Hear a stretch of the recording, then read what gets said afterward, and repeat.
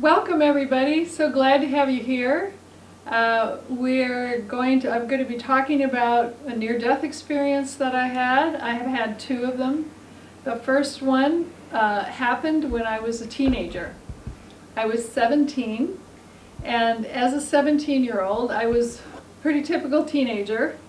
Was having a hard time understanding what I was here for and why I was back in a body. Didn't really want to be here. And I was working with some friends at the high school that I was going to, and I had a mouse that came to me. Now I know this sounds a little off the wall, but the mouse was given to me and it was sick, and so I was trying to take care of it. And I took it home, brought it into my house and had it in a shoebox next to my bed, and the mouse died. And it died the same weekend that one of the Kennedys had gone through the whole process with this woman that died in the water, that drowned back on the East Coast. It happened the same weekend. And so when she passed away, I named the mouse that, and we buried it. And then I started getting sick. And I believe that the mouse actually had the meningitis that I came down with. By Wednesday, I was not remembering people. I was having a lot of pain in my back and my head. And my dad was a physician, but he didn't come to understand what was really going on with me until I went into a coma. And when I went into a coma, that really scared him, because he had just had 4 months before a young guy that died, and he died within 24 hours. He had caught that he had meningitis, but he still died, and so he was very concerned that I was going to die. Well, during the coma, in my memory, I recognized that I had crossed over in the coma, and my family was aware that I was very close to death. I was walking down this white hallway. It was full of light, and I got to the end of the hallway, and there was a man there standing with a white beard and white clothes. And I remember looking at him going, oh, is that really God? I mean, come on, he has to not just be a man and just look like that. I remember thinking that. And then I got to the end, and he was very kind and very full of love, and he just said, okay, you can leave now if you want to. But he said, you're going to have to come back, and it'll be a lot harder. Oof. And I said, harder? Forget it, I'm going back. And the next thought I had was that I was waking up and I was seeing my grandmother crying at the end of my bed. So they were aware that I was very close to death, or that I had stopped breathing. And when I started looking at her and looking at my sister, it took me a second to remember who they were. So my sister had come back from college. She had been gone to college the week before, and I was so confused because I couldn't understand, why was she here? Why was my grandmother crying? None of that made any sense to me. And so Nan came up, my sister Nan, and she held my hand and she said, Rob, are you there? And I said, yeah, I'm here. Why is Grandma crying? She goes, you were not here. You were not here with us. So when I realized that I was that close, and then over the next several months, it took me a second to remember who people were. So I realized I was really gone. I was out of my body completely, and I was not in a position to remember people. And my friends, unfortunately, my friends would come in, and I'd look at them, and then I'd open the card, get well card, and I'm like, oh yeah, that's Karen, and that's Sue. I had to remember their names. And for a minute though, it was like I didn't know who they were. I had no clue. And at 17, that's pretty scary. So it took me the same time to remember school. I had to go back to the year before to go through all my books, all of my things that I was studying, and I had to remember the courses, remember the history, and I would read a phrase and then it would all come back to me. So that was my process in understanding that I was very, very close to death or had crossed over to some extent. Afterward, I remembered that my life had a purpose. That was the message I got in that near-death experience. And I just started saying, show me what I'm here to do. And one of the things that I was shown to do was to paint. And the other thing I was shown to do was that I was needing a spiritual grounding of some kind. I wasn't sure how that was going to look. But I started to meditate. And then a friend of mine I was in high school with, the year after that year, I was a senior, and I went to a different school. I went to a Kemper Hall, which was a boarding school. And I talked my parents into going because the high school I was in was 3,000 kids. And I was done with it because they had no empathy for the fact that I had been in the hospital and had to be out for 5 weeks to recover. And the history teacher was not a very nice person. And she thought I was in Hawaii because my dad was a doctor and sent me to Hawaii or something. So she told me that. And we had the superintendent writing her letters and so on. She just threw me out, basically. So I decided I'm not coming back here and I'm not going to graduate from this school. So I went to Kemper Hall, and Kemper was in Kenosha, Wisconsin. I was raised in Rockford, Illinois. And in Kenosha, it was right on the lake, beautiful place. And I loved being there. And the first person I met was a Native American woman. Her name was Marianne Godfrey. She was a very close friend of mine. And we became sisters. We actually became blood sisters. We did a little blood thing.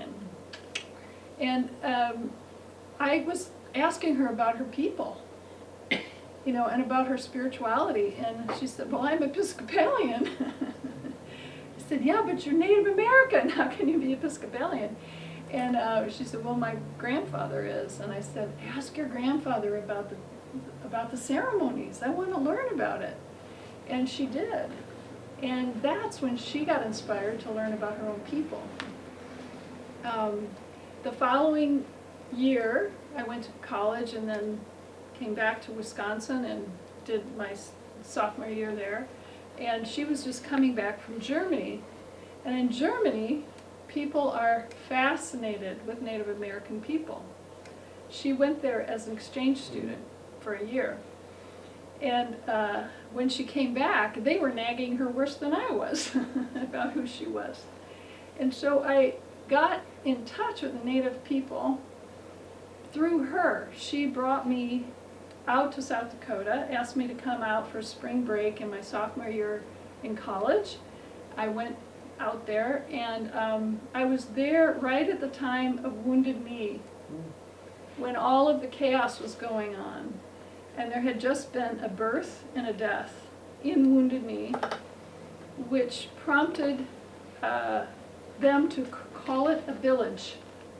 And I was learning like all this stuff. I had no idea what they were talking about.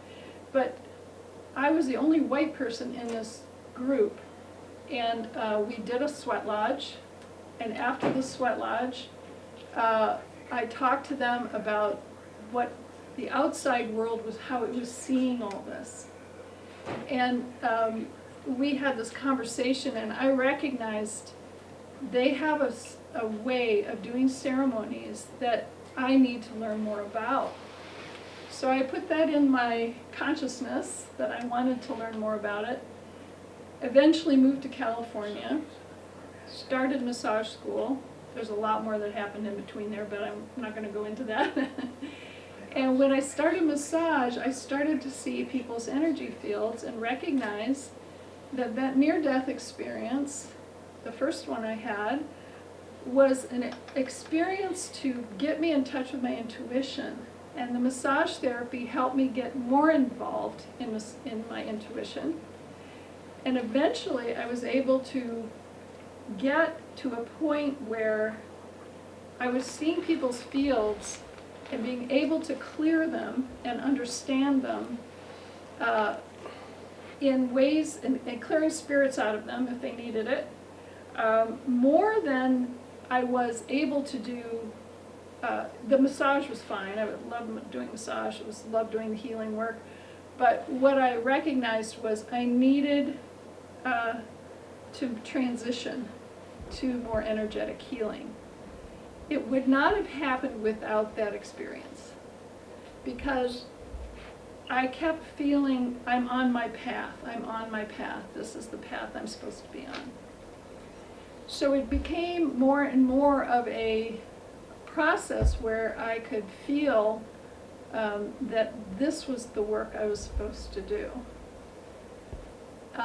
So over time, I was able to see spirits, see energies. Today I just cleared spirits out of houses, energy out of houses down in San Jose before I came up here. Tomorrow I'm doing another one. And I also do a lot of energetic healing with people. I can see people's fields if I'm tuning into them during a session. Don't worry, I'm not looking now. But what I'm wanting to share with you is that even the worst experiences that we have of someone dying or of our own experiences of being near death help us to understand a deeper meaning or consciousness of life and how life can give us a deeper understanding of who we truly are. So the second near death that I had was when I was in college, and I was just about to graduate. I had a boyfriend that I'd had over several years, and we were getting along okay, but he was really into cars, like a total car crazy person, and that was fine. I mean, I didn't mind, but he had a car that, you know, he cleaned every week and was obsessive compulsive about that. And so I said, well, let's go for a drive. You just clean the car, let's go out, you know. So we went for a drive. We got to a railroad track, and in Kenosha, this was in Kenosha, there were a number of railroads all over the place there from Chicago to Milwaukee. And we stopped at this place, and the fence or the barrier? Pardon? The barrier? The barrier, whatever that is, that comes down like came down on the back of our car. And he didn't want to back up because he didn't want to damage his car. And I said, there's a train coming. And he looked and he froze. And I grabbed his arm and I thought, this is it. We're done. And the train was within an inch of the front of our car. Wow. And I could feel myself like lift out of my body, even though I was holding his hand. And he was just in shock. And I realized he's not the one for me because he's not grounded enough in himself. And he's not here to support us. He's here to support his car. So that experience told me who he really was, because it put us in crisis. Danger. You know, if it was me, I would have put that thing in reverse immediately. Gone across the track. And backed up if I had to, or gone across the tracks. But the train was like 15 feet down the tracks. I mean, it was really close. And then it came within an inch of us. So both those experiences, one happened at 17, the other I was about 20, it solidified my purpose. Okay, I survived these two things, and now I've got to do my work. And so I feel grateful for that experience. When I was a teenager and a child, I could see spirits as a 5-year-old, 3-year-old.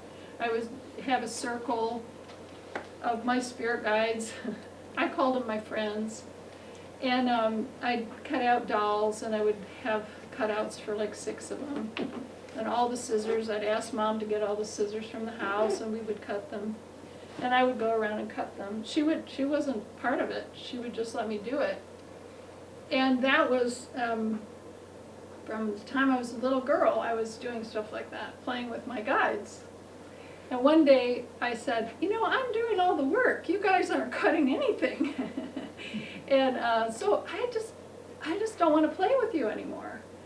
And when that happened, they said, okay, and they stepped back and they disappeared. I knew they were still there, but I didn't see them like I did when I was a little girl until, of course, now I see them. But when we all have guides, we all have spiritual guides, every single one of us. If we don't have several, we have at least one, each of us. Many people have at least 3 or 4. Sometimes they're relatives, sometimes they're people that are angels that are assigned to us. And so the beauty of having an understanding of this other side is recognizing we're not alone. We're never alone. So I wanted to ask if you have any questions about what I just shared. Any thoughts about it? What was it like when you said you left your body when the train was so close and you felt yourself lifting out of your body? What was that like? It was like I was leaving, like I was prepared to leave. And when I looked at him, he was just in shock. He couldn't do anything. And I recognized that isn't helping us. And for me, it was like, I can't be in this anymore. I can't be in this body or this relationship anymore. And within a year, we split up. So it was like I was up here, not in my body, and I was looking out at the scene and seeing this train doing this in front of me, which was challenging. Do you think that perspective is your soul or your spirit perspective, or because you're not the physical reality that you are, you kind of put that aside?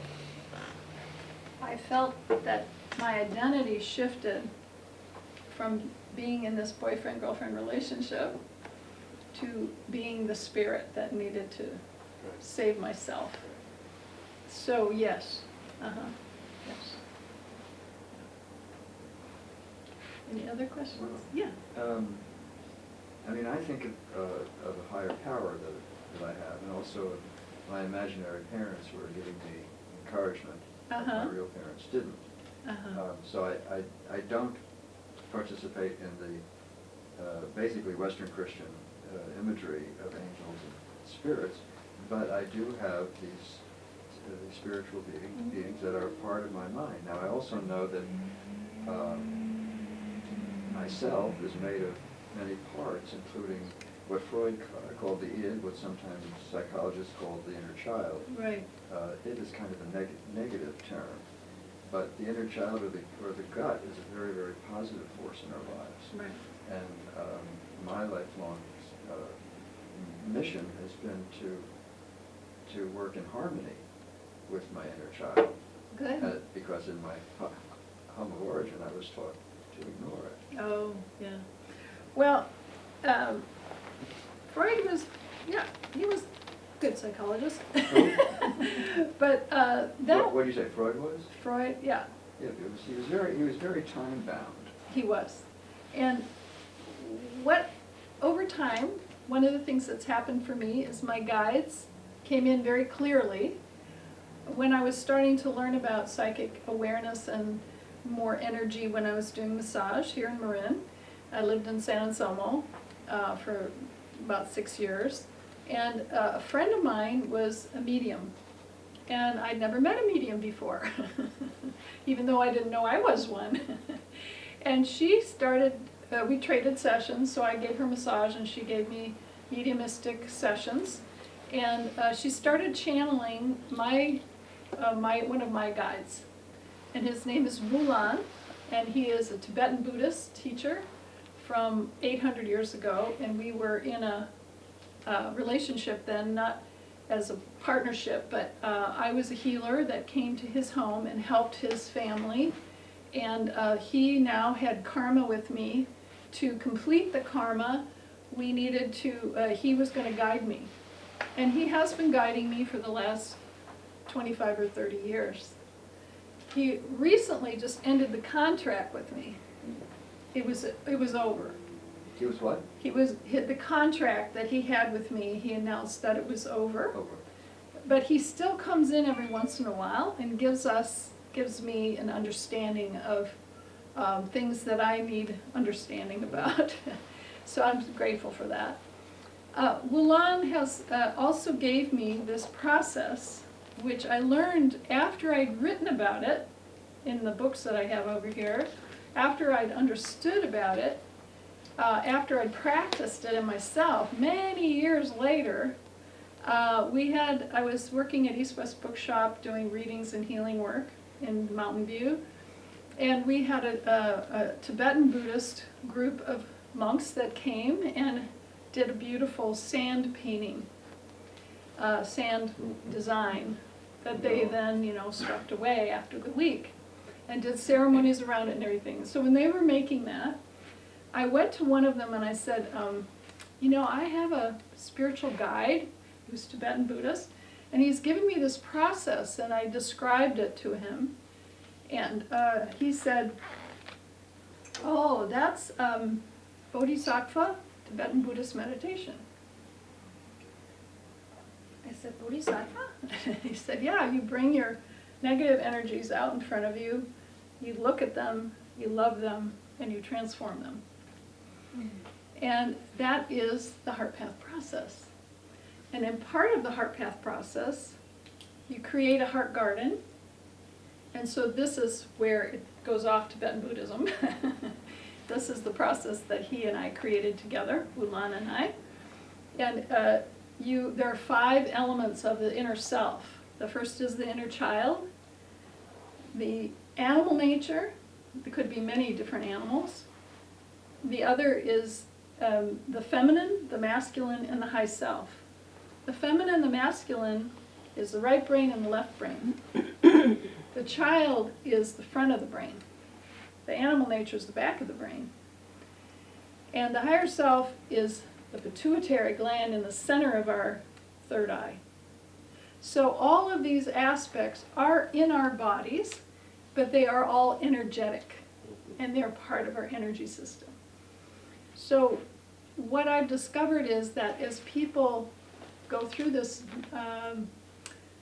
guided imagery process that I use, they heal themselves because they identify who they are, first of all. They identify their higher self, and eventually they identify their guides if they wish to. I can help them find their guides, and so they can communicate with them. And the main process then allows them to start identifying not with the body, but with the soul and with the spirit. And that helps us move from materiality into spiritual awareness and full awareness of ourselves. So that's the process that I use that helps people move into their higher selves and become their star essence or their divine consciousness. And I've been doing that now for over 25 years. So And your success rate? it's about 99%.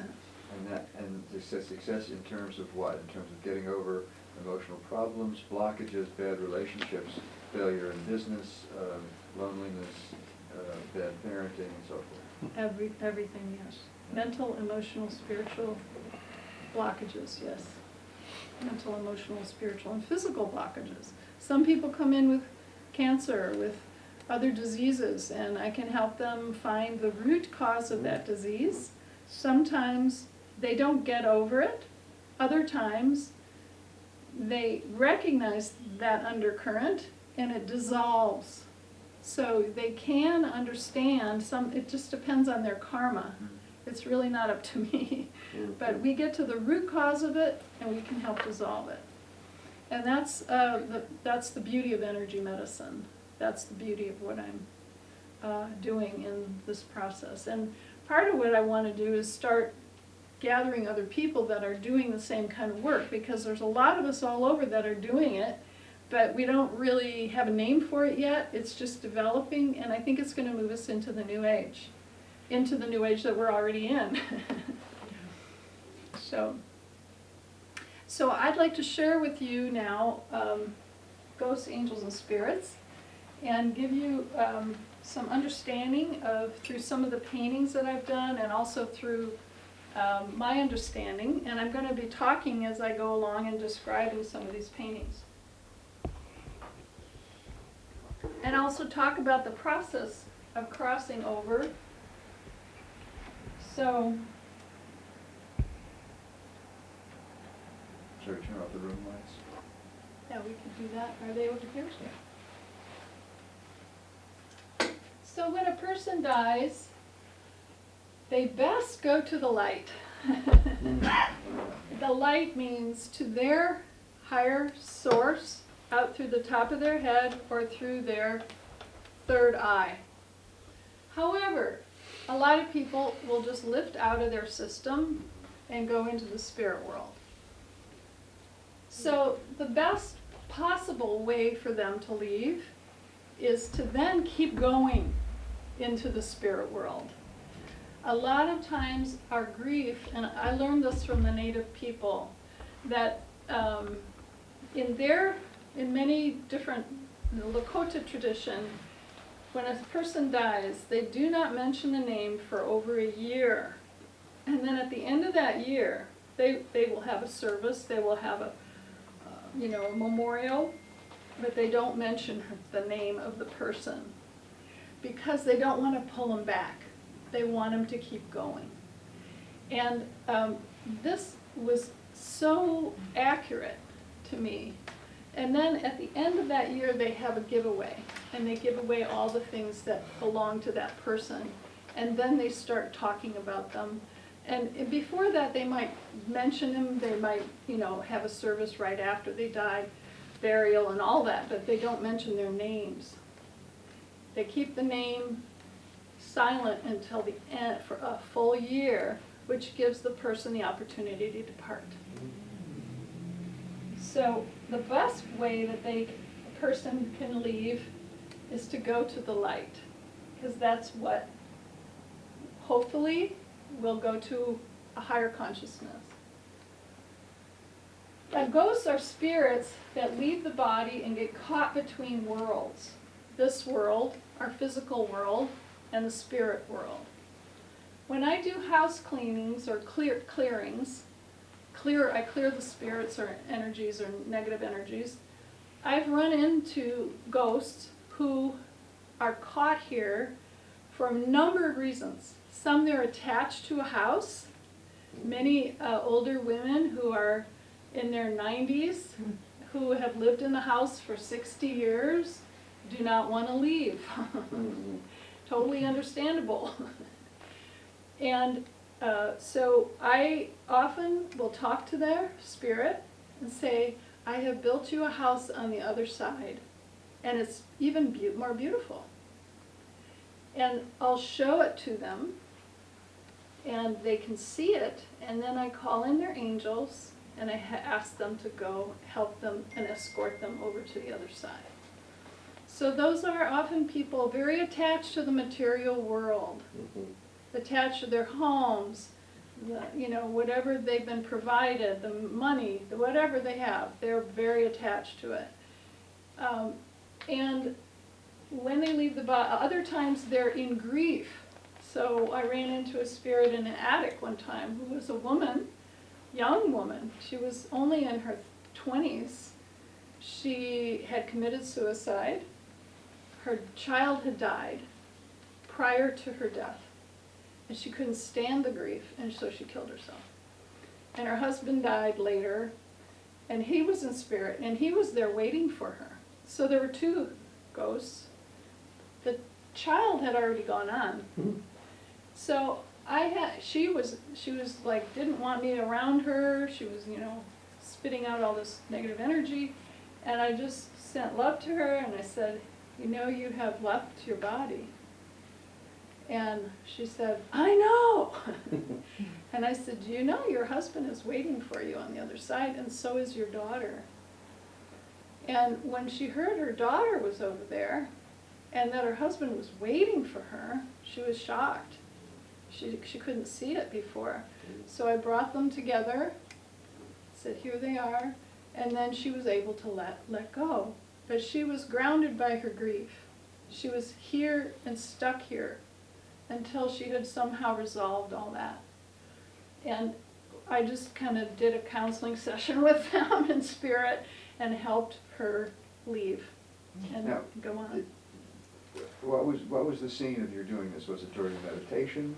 No, I was clearing the house. I was up in the attic. Physically clearing the house? Yeah, and I run into this baby carriage.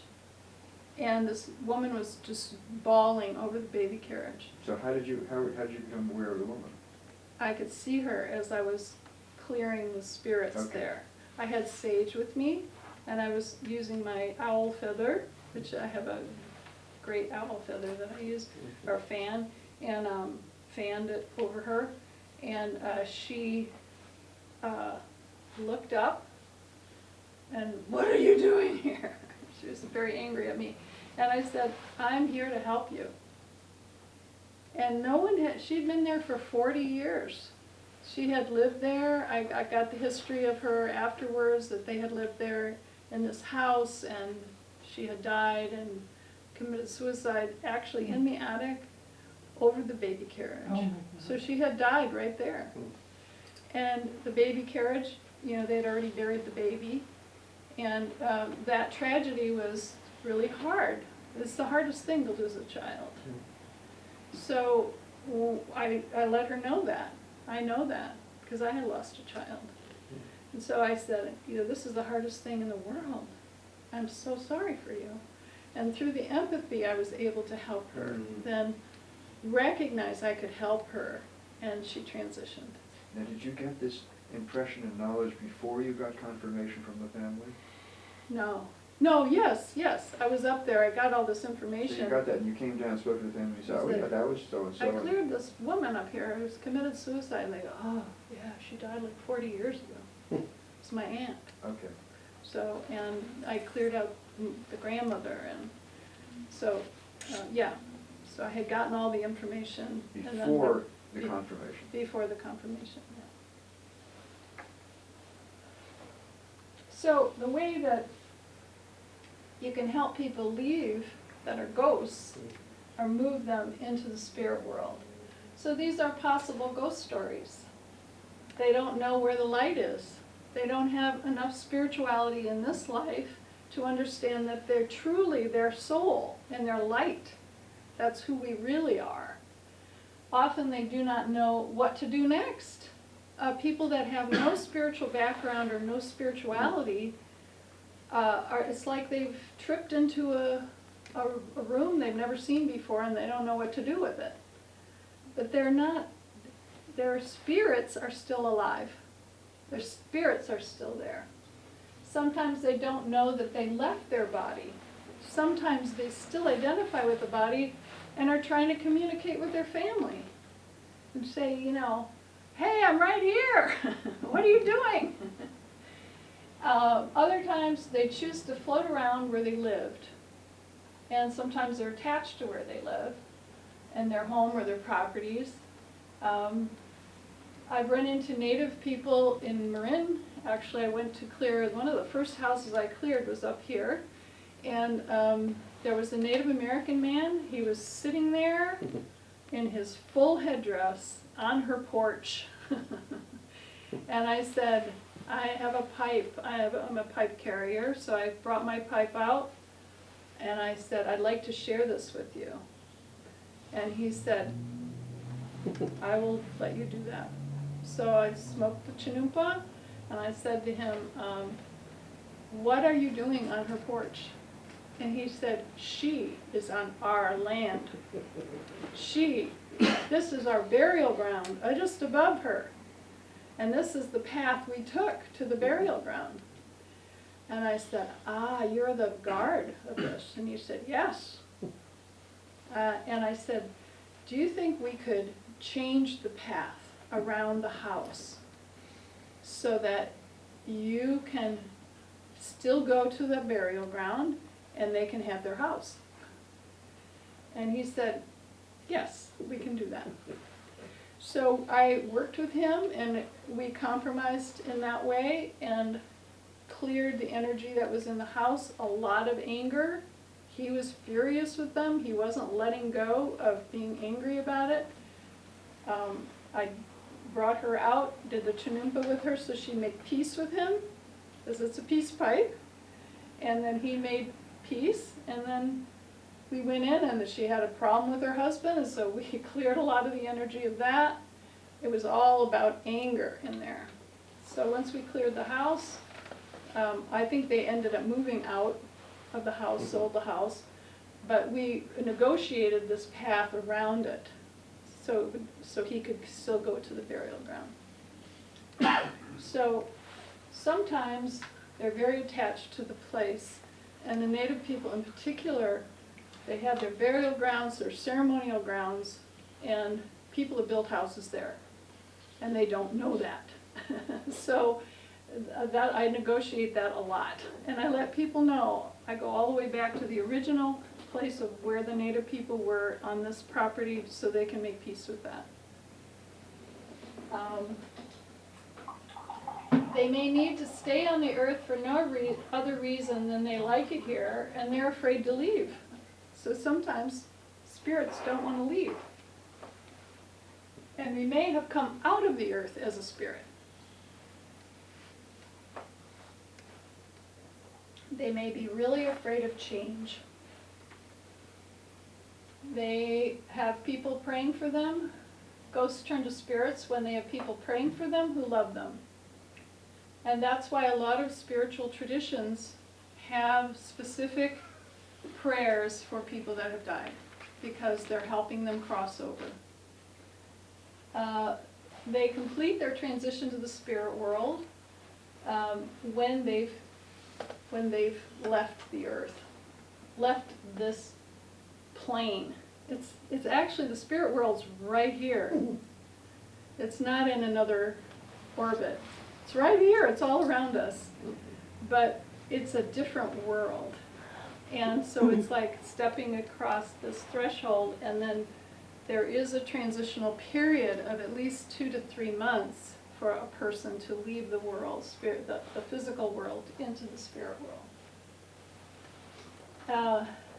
They also complete a period of review. So their life review is the first month or 2 of a person after they've passed.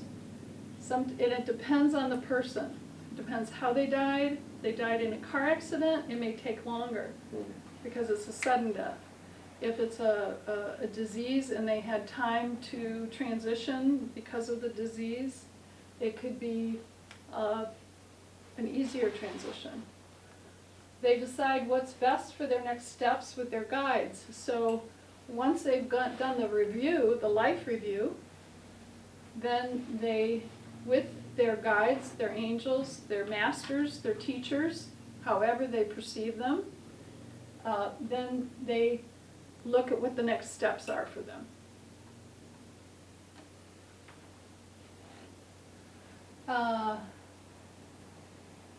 Then they know they're not in a body anymore. They decide to give up the material world for the truth of their existence, and they let go of the tragedy of their passing and others' passing. They let go of the sorrow. And they recognize, I'm still here, I can still come back after they've crossed over, they can come back and be with their families. And a lot of us have guides that are our family relatives, or people that we left. Not all of them. I mean, some people aren't wise that are older. Not everyone that's older is wise. So you want to, discern who's your guide. And you also want to discern, they will also be assigned to you or not assigned to you, depending on their wisdom, not depending on you. So ghosts do not know that they are love, and that love is all there is. So if they understand that they're love, it's an easier transition from a body to spirit world. Ghosts become guides or angels when they want to serve those who need them in this world. So some people who are evolved enough to accept that everyone is equal, that we are love, and that they are dedicated to the great Creator, then and want to serve life, the life force that comes through us, then they can become angels. Ghosts become angels when they join their source and become one with all there is, or with concept of God. Angels come in all different shapes and sizes. So this is a portrait of a woman. She asked if I would do a portrait of her, and I said, sure. And when I looked at her, she had all these East Indian guides and angels above her that were part of her tradition. And they were with her in her auric field. So when I did this painting, she said, how did you see that? I said, well, you asked me to paint a portrait of you and your guides, and here they are. And she bought the painting. Everybody has angels, even if they don't know it. I mean, and they could be angels or guides. Guides are those that are not identified. Guides are not necessarily Christian spirits. Christianity adopted angels. Angels have existed without Christianity. Just want you to know that. So these paintings, this one is of a person who was receiving healing, and it was something I witnessed and experienced from Saint Germain. The power of Saint Germain's healing is like a multi-handed East Indian goddess or god. And that's what I experienced with this person that I helped. And what's happening here is they're peeling off some of the layers of defense mechanisms that are in their systems. So that's what this is, like a cast that was taken off. And it was a fear-based cast, and so that the person could move into more love. This one had two guides that were cats, big leopards, and then she had an angel above her, or a guide above her. And this one was a man who I worked with in Arizona, who had been in Vietnam, and he was caught up in a lot of the very harmful stuff that they sprayed all over Vietnam to deforest trees. He was in that. So he, in his 60s, he started in 50s and 40s, he started with a lot of physical pain. And he had also been in the service many years. He killed many people. And he was very aware of death as a possibility for his abilities and also for his future. So he asked me to look at his spirit, and see what was around him, because he could feel this stuff around him. And I said, they're ravens. They're your angels. They're ravens. And he said, well, they dance around me all the time wherever I go.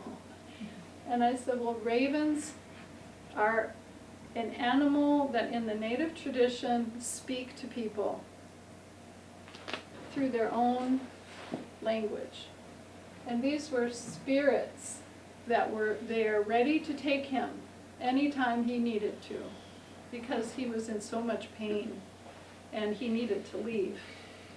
But he lasted another 5 years after I did this portrait, and I gave it to him, and he kept it, and he said, it's helped me to recognize that it's okay for me to leave the body. So for him, it was a helpful painting. And it acknowledged who he was. He was a man who had these spirits and connected with them in nature. Sometimes guides and angels come to us when we need them. So this was a native dance that I was involved in, and a Gitchida. I'm an Gitchida Koi, which means a woman of the Gitchida. We were in these arbors. Our bodies were this big. This was the east gate, and this giant being came in, and the leader of the dance said, okay, tonight you might experience some other spirits, and I don't know why he knew that, but he said, just pay attention. And this was the east gate. I was standing here, and my sister-in-law was here, and the spirit came in, and she was full of stars and light. And what I recognized was she was Star Woman. Star Woman is Divine Mother. And she came in to help my daughter, this was many years ago, transition into the spirit world. She had been with me since she died and attached to me, and I felt grateful for that. But I kept saying to her, you know, you need to move on. You need to move on. She goes, I'm staying right with you. And so here I am in the ceremony with my daughter here, my sister-in-law next to me, and we were dancing, the three of us together. My sister-in-law was alive, the child was gone, I was here. And we were around a campfire, and here comes Star Woman. And I was so joyful to feel Star Woman's presence, her divine mother. She danced with us, and then she said, okay, look, I'm going to leave now. And after about an hour, she took off, and a star streak went across the sky that everybody looked at and was like, whoa, they could all see it. And then she had taken my daughter with her, the spirit of my daughter. And I started another grief cycle, but this was Star Woman, and she asked me later to do a portrait of her. So this is her portrait. It's up to us to ask our guides for help. So if we're in a body, this is a portrait I did of myself and my guides many years ago. And all of these, that's Wulan, that's got the hat on, and I was involved in Umbanda, which is a South American tradition. And I had African American guides that were part of me, and then also part of my circle, and then wolves and cats. So those are the animals that I had at that time. That was about 10 years ago, and now I have guides that are part of Christ consciousness. And they are Yogananda and all the other guides that are in that particular circle. So they help me with everything. They help me with especially with really difficult house clearings, they help me with that. So I'm very grateful for that. So any questions about any of that? You talk a lot about linear time, and I've always had the impression that linear time was only wasn't in the spirit world didn't have that. You talked about some of the Native Americans not speaking the name for a year so the spirit had time to move on, but like I said, it was always my impression that in the spirit world, the linear time only existed here in our physical, on this physical plane. Yeah, that's, time does exist as a process in the spirit world. It's not the same time that we have here. So if a spirit has died, a lot of times they could be living over there for many lifetimes that we would be living here. So it isn't the same exactly as, it's not the same time understanding, but time is tiempo. And we would say in South America, when I was in Brazil, that the tiempo is a spirit of timing. And timing is different than the clock. So when the native people, the Lakota people, give a year for the spirit to cross, what they're really doing is allowing enough time. That's a very generous amount of time, because many spirits cross over within 3 to 5 weeks, or sometimes 3 or 4 months, depending on how the person passed, and depending on their spirituality, their traditions, their understanding of God, their commitment to the divine. All of that is what happens when people cross over. So it's not about the clock, it's about timing. And so that's a very generous gift that they give their relatives to allow them space to cross over. Other religions have 8 weeks, 6 weeks, 2 weeks, 5 weeks. It just depends. Different spiritual traditions have different ideas. And a lot of times what I do for people is I tune in to whether that person has crossed or not, so that they can honor the time that they need to cross over. It is like the river Styx, which is, the ancient idea of crossing over after we pass. There is literally a travel journey that people do, and it's their spirit moving into that other side and into the world of spirit. Does that sometimes happen when someone has a long illness? Maybe they've been in a coma, they're in and out of consciousness, they've bedridden at the end. Mm-hmm. Do they sometimes, are they starting to transition already in some cases? Yes, and sometimes when you have a person who has a long period of time, they're reviewing their life in their bodies. They're going over things. I did that with my mother. She had pancreatic cancer 25 years ago and died of it. And I went home to be with her and my dad, and I would sit with my computer. Well, she lived for 13 months after she got diagnosed. And when we went through that, I would sit with my computer and I'd say, "Mom, what do you want to tell your grandkids?" And she would, tell me stuff. And then she would process things. My dad was like this, and my mom was like this. And she was processing her life while we were doing that. And through the time of her crossing, there were times when she said, I need you to get the computer. And I had like 25 pages of dialogue between her and my dad, and things that they remembered. And it was her processing her life. When she got diagnosed, she said to me, my life just hasn't been that meaningful to, like, in the world. Like, I haven't. And I said, "Mom, you raised 5 daughters. What do you mean? You raised 5 big oaks. We're all strong women. We all are doing our work in whatever way, families or whatever, not families, like writing, whatever." And then during that year, every day, she got letters from people telling her how much she had meant to them. And she got flowers every week. She got gifts every week.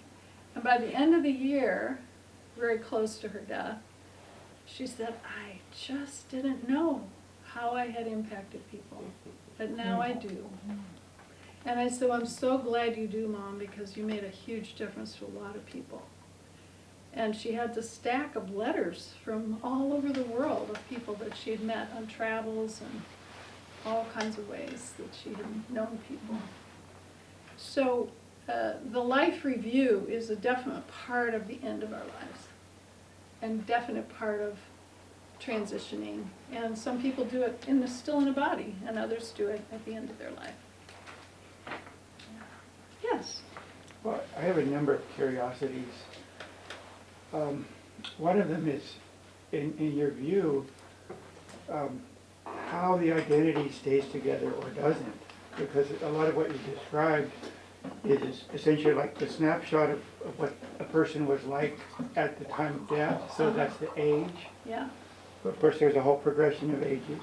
yeah. And there's somehow an identity as a particular person, but I don't know whether it's tied to language, to memory, to and how fluid is that? Is that somehow merging with other?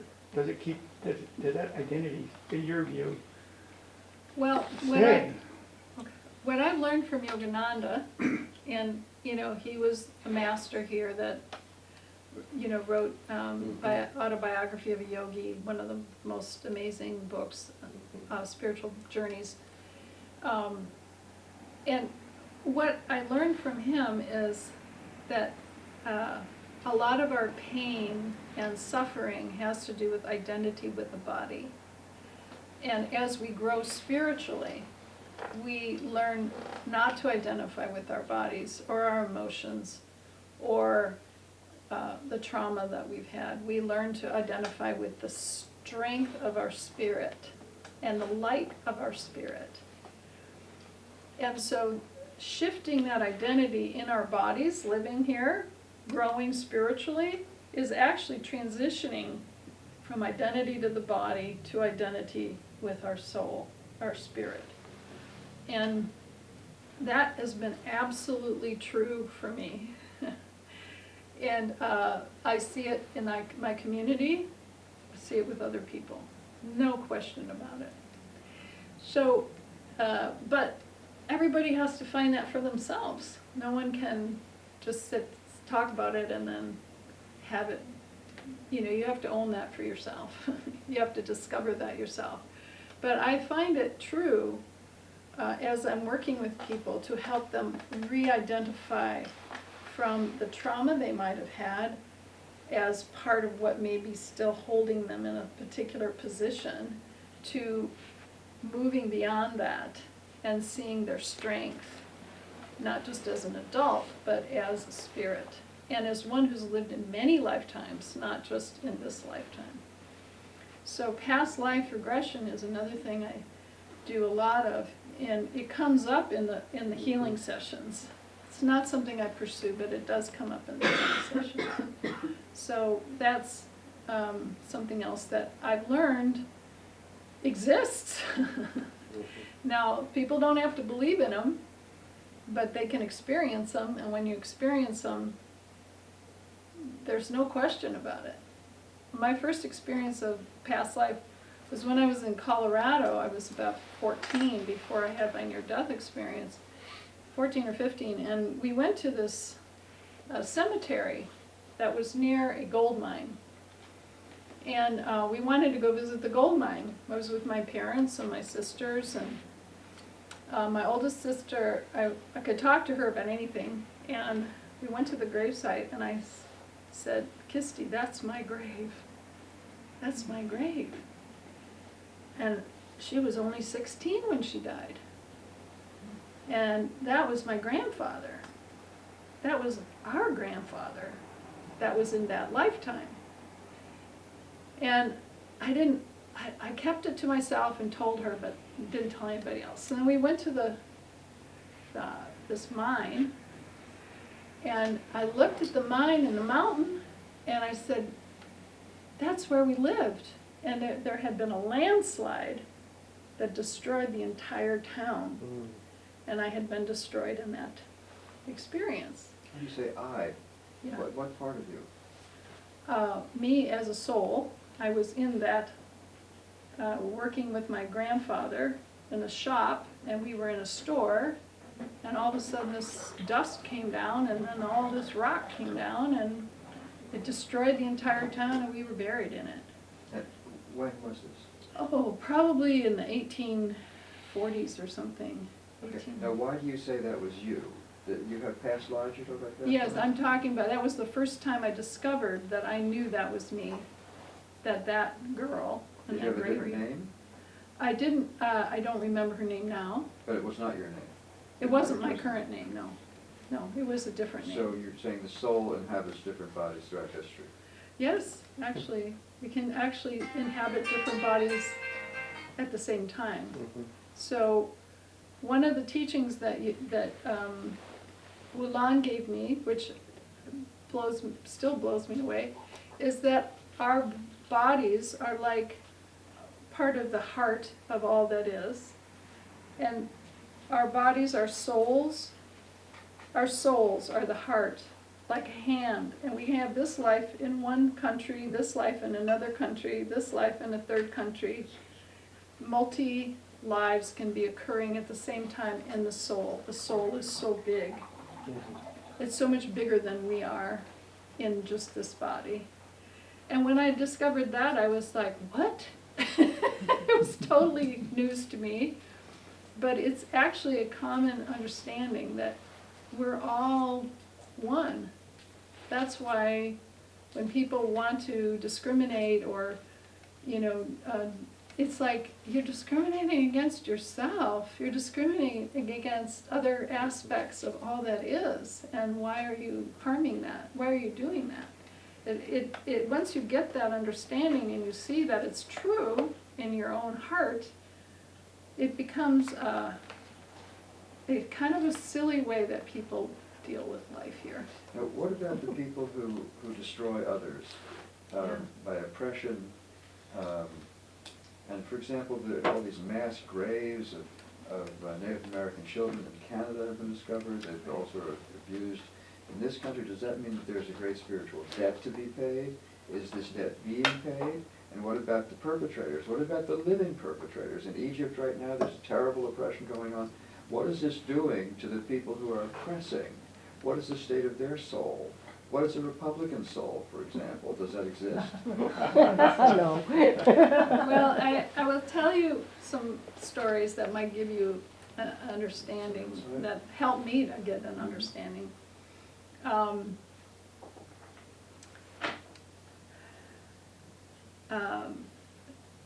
In the Native American tradition, when I went back to Sundance for over 10 years, and I danced for over 5 years, I went to another teacher that I had in Ann Arbor one time, and I went to her and I told her I was going to Sundance, and she said, "Why do you want to do that?"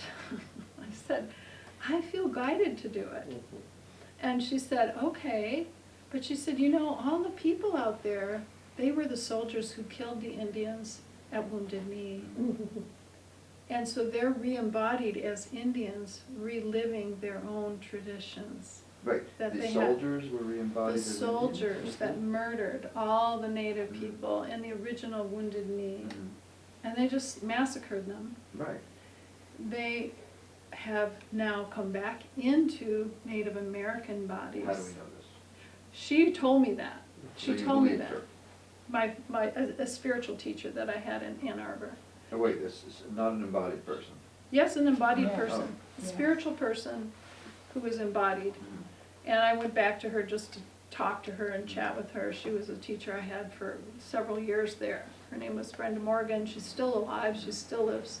She's a very enlightened being, and she still lives outside of Chelsea, Michigan now. But she could see it. She could perceive it. And when I heard that, I was like, that makes total sense. And as I was dancing with them, I realized that my job there was to pray for their souls, to heal. Is that the only soul that inhabits these Native Americans, or is this just No, one no, of no. many? No, it's not a mathematical thing. It's like some of those people definitely were the soldiers that had murdered their families. but not everybody. There are other people that may have been Native Americans in other lives. They may have been African Americans. They may have been rich white people on the East Coast. You know, they may have had many different lifetimes.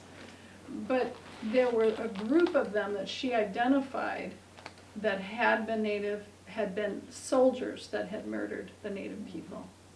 So that really, as I was praying over those years, I prayed for the Native people. That was my job. So you're saying the Native people are not innocent? No, they're not. Because they have these. None of us are. They have these nefarious souls inside of them who were Not- who murdered their ancestors? Not That every, doesn't make sense. no, I'm not saying every single one of them, No, no. but anyone. I'm saying some of them were the soldiers. Others have other lives in other places. So that was, I was just praying for them to restore and find their own paths in the Native tradition. And I was praying for 4.5 years, 5 years, for them to reclaim their own traditions. Because when I was Sundancing, showed up there as a white person, and they're like, "What are you doing here?" I was like, "Well, I don't know, I was guided." And they're like, "Oh, okay, what are you doing here?" "Well, you guys are inspiring me to look at my own tradition." So that was very early on the Native tradition, many years ago. So today, they've closed their traditions in a much bigger way, and there are many people inside that tradition that are reclaiming their ceremonies, which is, I'm grateful for. I think that's what I prayed for 5 years that I was there, was that the Native people would reclaim their own traditions, because it's really a beautiful tradition. Yeah. I want to say something to support your story. I've been working within a South American Native tradition that there's a saying that says, "Those you kill become your children." That comes up through the jungles of South America. Yes. Just that belief, and there's a reincarnation connection. Well, I conversation. witnessed that a lot with people that I work with. Mhm. Their sisters, their brothers, are their arch enemies in other lifetimes. Do you follow Gabor Mate and the realm of hungry ghosts, or the myth of normal? No, Do you know his work at all? Have you ever heard of it? I have heard of him, but I don't Yeah, know he's him. written a book. Okay. Yeah, One of the things that happened to Gabor Mate was that he took 24 medical professionals down into the Amazon, and he was gonna, be the one to prep them and to debrief them through each ceremony that they went through for the 10 days that they were down there. But after the first evening ceremony, the elders took him aside and said, "You can't be in the circle. We have to work with you separately." Because he was still carrying his trauma when he was 1 year old with a separation from his mom, that dark energy overshadowed the circle when the elders were working with the rest of them. So they worked with him separately. yeah, good. Good elders. Yeah. Yeah. So you talked about, it's our responsibility to call on our guides and ask them for help, I've often thought that, I've heard that too, that they just sort of won't interfere unless you call on them. But if you're not really aware, who they are, you don't know, have a name to say, how do you ask for help from your guides? Well, it helps if you go into a quiet space and meditate, or have a rest in your heart, and then close your eyes and ask them to come around you. Assuming there be more than one. Yeah, ask them I to mean, come if you around. don't really have any knowledge, you don't really have any idea or Yeah. feeling about that. Yeah, you can just ask them to come around you. In the Heart Path process, I teach people how to connect with their guides, and there's a whole process. The first thing is I get them to connect with themselves first, so they have a very solid inner self. As Yogananda says, the safest place in the world is in our spine. And what that means is your center, your grounding, your heart base, and your love of yourself is a key to your spiritual growth. And so if you start with yourself, then you can call your guides in and say, you know, I need your help. Can you tell me about this? Can you show me what I need to do here? And they will start to communicate with you. But it's like a stranger if you haven't communicated with them. So it takes time to get to know them. It takes time to build that relationship. And they're waiting for you to say, help, you know, and then they'll go, okay. I'm just wondering how that's different than like saying praying to Yeah. your higher power, as you might want to call it, or your higher self, or whatever your particular, but just praying to, you know, help me, God help me, or whatever when we pray. We have ourselves as individuals, and there are other guides around us, and then there are master teachers. And the master teachers are here to help us grow spiritually to our God consciousness, to our awareness. So we all have God consciousness, every single one of us, all of us do. Yet we're not aware of it. We don't know that we have it. And so here in our third eye, that's where our God consciousness connects with that spiritual realm and our higher self. But our higher self is not not our guides. And our guides are here to support us, and sometimes we grow out of them. Or the contracts end like it did with Wulan for me. You know, he gave me all this amazing material to help people. I've been, you know, selling those books and working with this for a long time, over 25 years now. And I do channeling, and so I bring in channeled guides.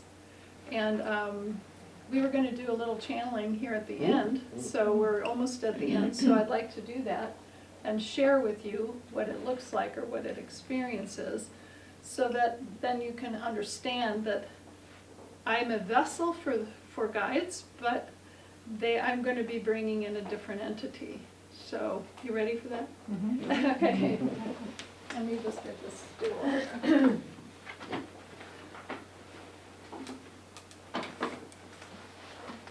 Okay. So I'm going to set the space for us. I'm going to draw a circle of light and healing and make this a safe healing place for all of us. Calling on all my guides and spirits and all of yours for our mutual highest and wisest good. And so yes.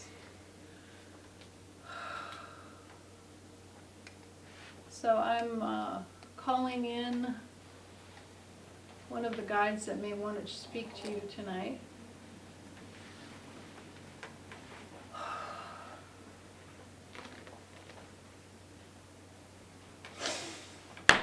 Well, hello, it is I, Wulan. And Robin said our contract is over. No, it is not. It is that I am always going to be here for her, no matter what. Why? Because she is a vessel of divine energy, and I am here to support her and guide her. And each one of you are as well, if you choose to be. You have the ability to be your divine self. And so what she is talking about tonight is about the different aspects of consciousness, physical, mental, spiritual, emotional, and the process of growing into your full divine consciousness. It is moving from fear base to love base, from the illusion of fear to the reality of love. And love is, as she said, all there is. If you can be in that love, you come into your God nature.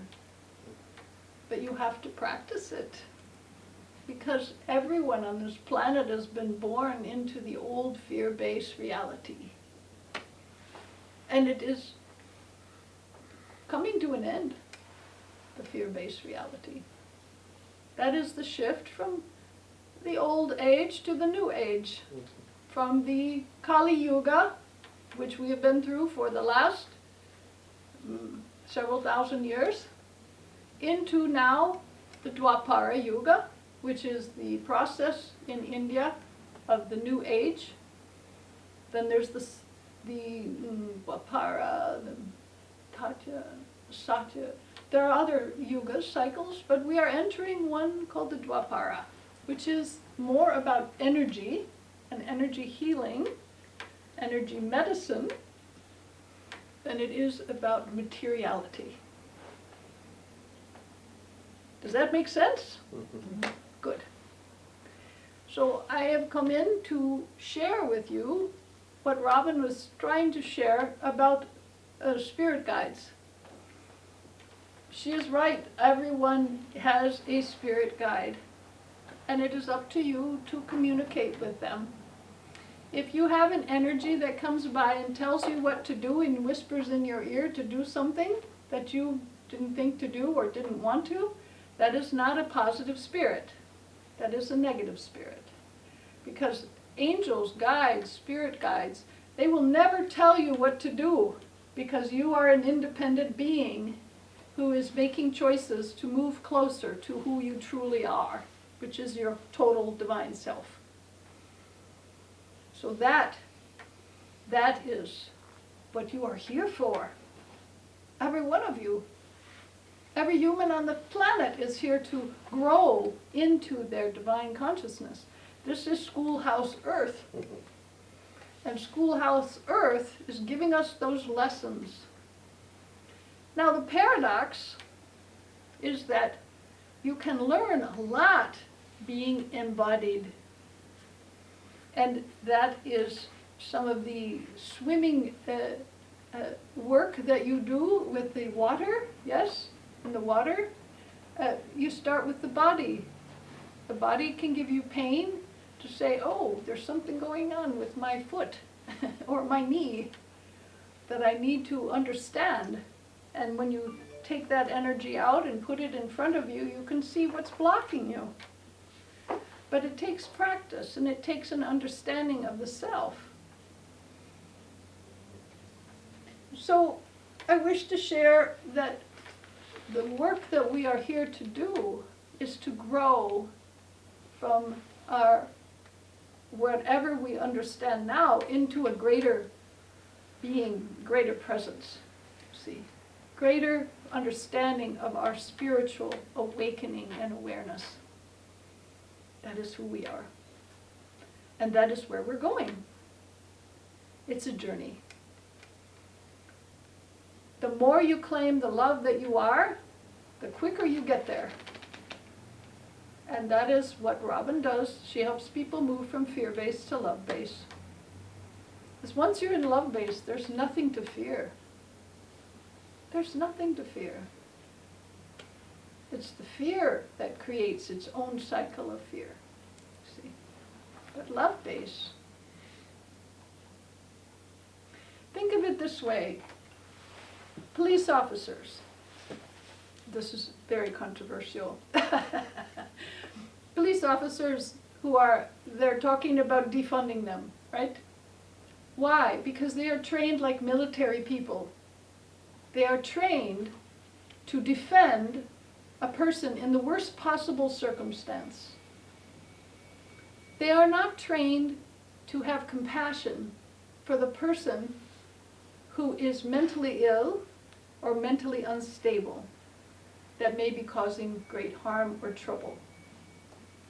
So part of the defund police is not to defund them, but to train them differently so that they can stop someone from harming others without having to shoot them, and to stop them from harming others by having a social service person come in without any weapons and talk to the people that are in the conflict. So that is the real need in the police department. And the police are doing defensive work because they have been trained to do it that way, like in the military, to kill the enemy, you see, to harm the enemy, there's an enemy, there's this side and that side. Where a compassionate person says, they're just like me. They're no different than me. And I can extend my hand to them, sit down and talk with them, and hear what's going on, and we can shift the energy. This is what I'm trying to share with you about fear-based to love-based. Compassion, as Dalai Lama says there, compassion is the key to transformation within yourself and with others. It's the key. It's the compassionate heart that can see that we are all the same beings as part of the same family. We're not the same. We're each individuals, but we are part of the same energy of the divine. And when you recognize that, the energy lives through everything, lives through nature. It's that life force that lives through you. That amazing life force. This hand that Robin has, that I'm having to look at, and she does this, which I'm doing now. That's a miracle. You know how many bones, muscles, tendons, just physical parts of the body are in a hand? Dozens and dozens. So, just the physical form is a miracle. It's a temple. But it is holding the energy of life force that moves through the physical body. It's amazing. It's a whole different understanding that I choose to share with you because it is time to transform this world. And we cannot transform it unless each and every one of you individually are working on that transformation within yourself. Love starts here, within the self. And yes, people are trained to just love everyone else but themselves. But when you start to love yourself and move into compassion, you start to understand, oh, I'm angry at that child that keeps bugging me to embrace it. You see, I'm angry at it. I don't want to have anything to do with it. Go away. Well, it's your child. Embrace it, love it, bring it to your heart, and you will transform it. And you can take the power out of it too, because a lot of times the unconscious child aspects of ourselves or other past life aspects of ourselves, they are the ones that are actually manipulating or managing ourselves until we get to a point where you can understand that's not me anymore. That's my past. And then I am the one responsible for me now, not the child. But the child is trying to do what a lot of children have to do, which is survive if their parents are not in compatible relationships with them, or harmonious relationships. Yes? How do you approach people like the Parkland shooter down in Florida, the Sandy Hook one, of course he killed himself, and the one in Michigan, Yes. who just killed more? I mean, they're headed to jail for life. How do you extend your levels of compassion to that? It's a lot of work. It's hard. Yeah, but how? How?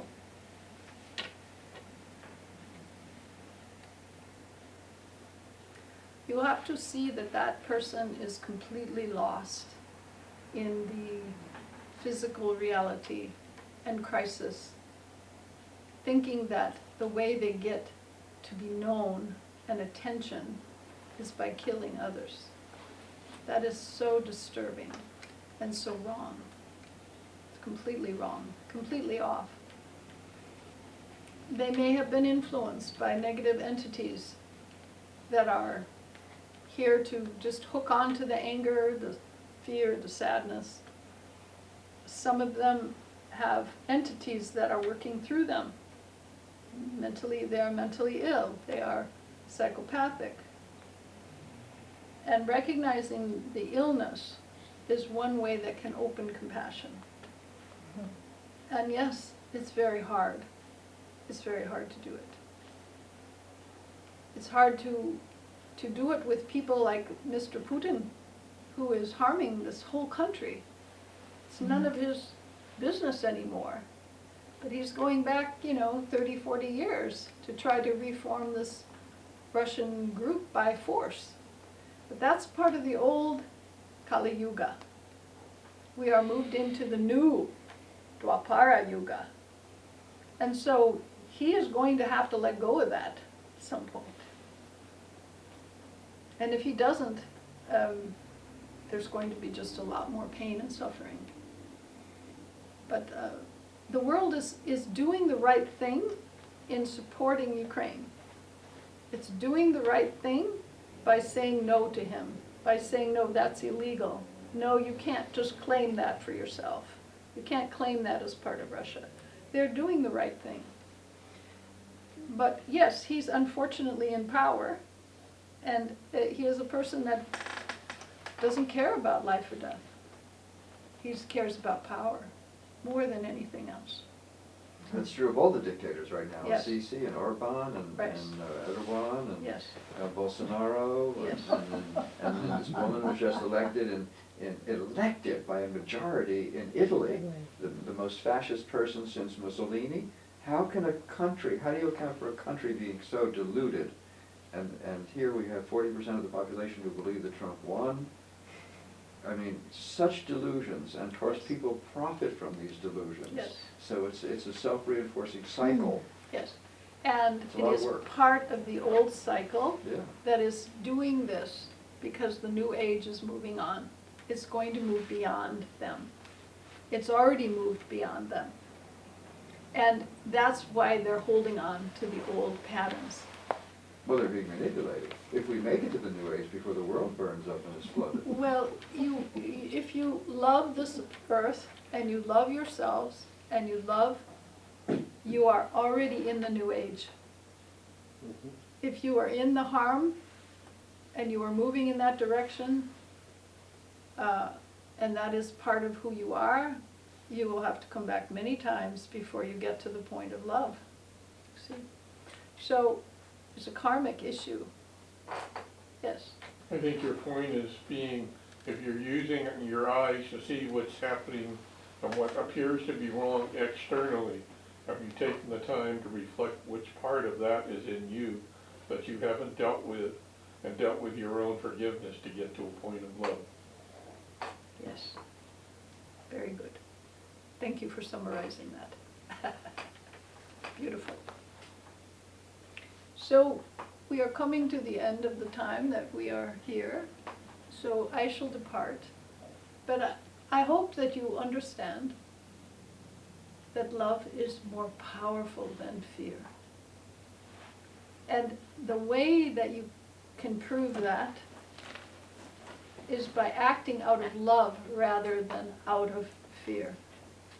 And finding those who are acting out of love rather than fear. The leaders who are doing that, who care about all the people, who care about what happens with people. Those are the people you want to have as leaders. So, I shall depart, as I see people are ready to move and depart.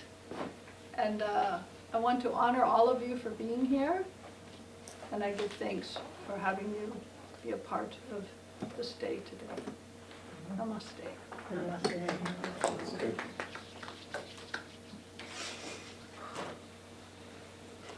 Thank you, Ula.